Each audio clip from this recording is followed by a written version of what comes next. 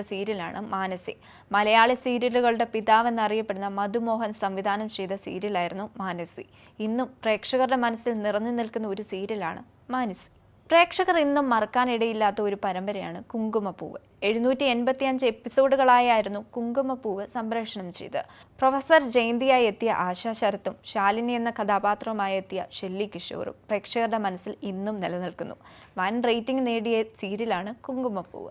മലയാളത്തിൽ ഏറെ ശ്രദ്ധ നേടിയ മറ്റൊരു പരമ്പരയായിരുന്നു പാരിജാതം. ഏഷ്യാനെറ്റിൽ 2008 ഒക്ടോബർ മുതൽ 2011 വരെയാണ് ഈ സീരിയൽ സംപ്രേഷണം ചെയ്തത്.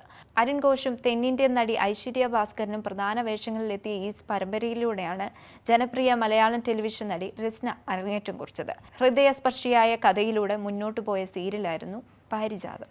1996 കാലഘട്ടത്തിൽ ദൂരദർശൻ സംപ്രേഷണം ചെയ്ത സീരിയലായിരുന്നു നിറമാല. വ്യത്യസ്ത സ്വഭാവമുള്ള ചക്കര, വാവ എന്നീ സഹോദരിമാരുടെ കഥ